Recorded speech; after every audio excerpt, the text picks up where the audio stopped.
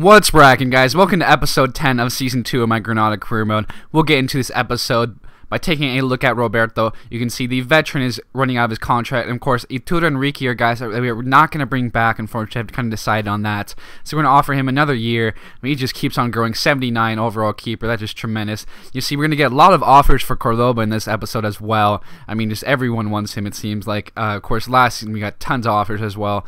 But, of course, he's still in tremendous form this season. He's picked it up as of late as well, which is great. You saw Ajax, Bayer Leverkusen.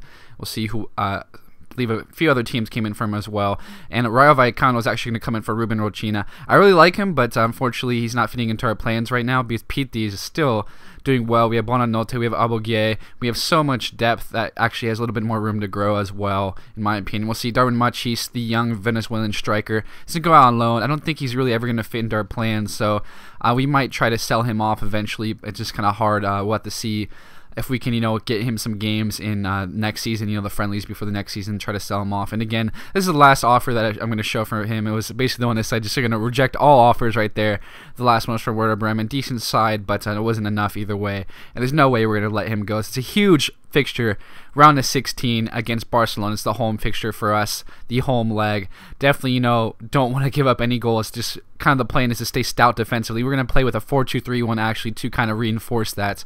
Bonanote playing behind Cordoba. I just need Tudor. I kind of decided on this because we were having a lot of inconsistency with our striker next to Cordoba, whether it was Bravo or Bradford Jameson. So you see the 4-3-3. Messi's on the bench, and he will actually feature later in this episode, in this match right here. So they definitely put out a mixed squad, so it's gonna be tough for them. We might have a good chance to steal it. As you can see, PT does a great job finessing that around us. I'm trying to save from the keeper as well.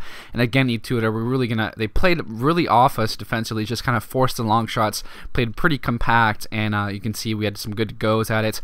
What a ball here from PT to Kevin Frey, and unfortunately, he just cannot finish that. Ter Stegen does a great job standing tall, and just hits off his thigh, I believe that was. And you'll see, second half now, we're actually going to do some good stuff defensively. Messi comes in, however, makes a fool out of us, but what a save from Roberto right there to push that wide.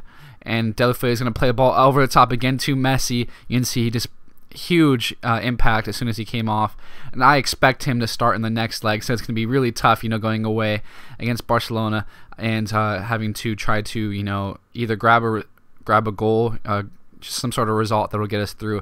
As you can see, they just really threatened us at the end of the match, and maybe that's a precursor to what's going to happen in the next match. The away leg might foreshadow what's going to happen. Hopefully it doesn't, though, as I would love to steal a win in the Spanish Cup against Barcelona to move on. So Larsson is going to move on to Rayo Vallecano as well. Then one of our young center backs, he's probably going to end up leaving eventually.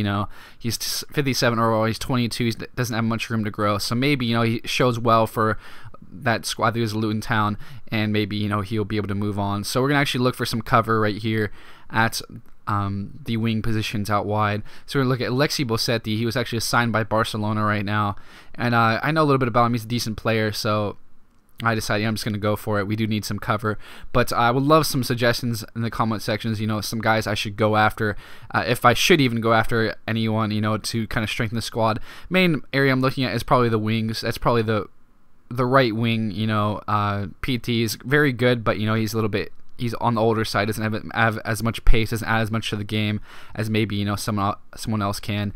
So of course this is a big match against Espanyol, as you can see, because they are only 3 points behind us in the table. Definitely want to grab the results, and again we're going to go with the same lineup with that 4-2-3-1.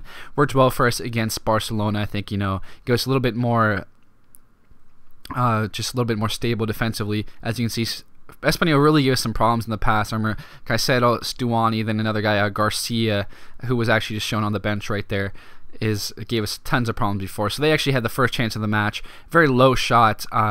Good job from Roberto going low to get down and get that and parry it wide.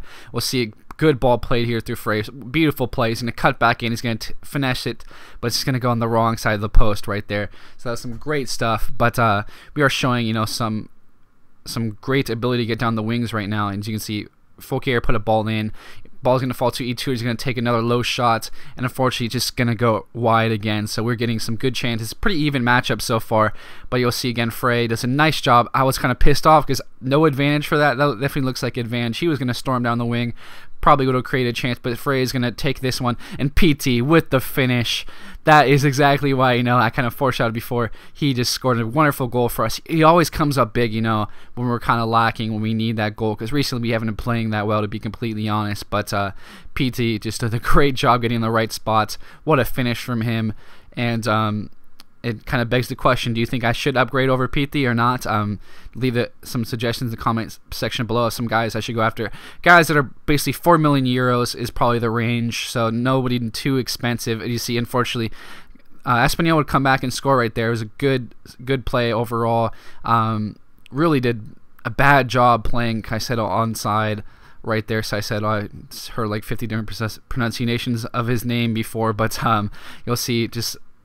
Unfortunately, he was played onside by Winston Reid, kind of dropping back a little bit as he was beat, by the agility of the Espanyol player that had the assist on that. And we'll see. Good job. Played into the box. Cordoba is going to take advantage of a mistake and score that goal.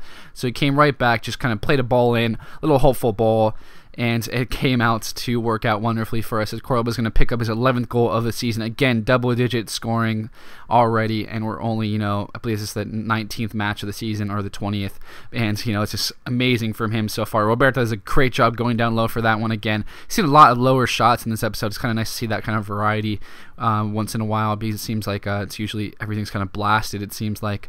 But we'll see again, they just came out really strong, but Neom does a nice job, stopping a very good ball that looks like it could have crept through his legs to grab the equalizer for Espanyol, but we did a great job holding on there for the win. Definitely, we just want to keep on pushing on, try to grab that, a Europa League qualifying spot would be huge for us. I would love it. That's definitely my goal for this season, and either through the Spanish Cup or through the league. So we're actually going to have an offer for Bamin.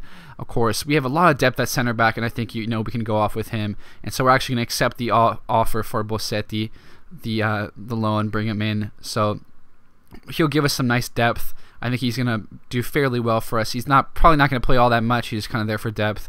Maybe, be a late game sub. He has a little bit of agility to him, some balance. He's not the best crosser, decent dribbler, good finishing though, which is really nice. He can cut in and offer us something, as a bit of an inside forward.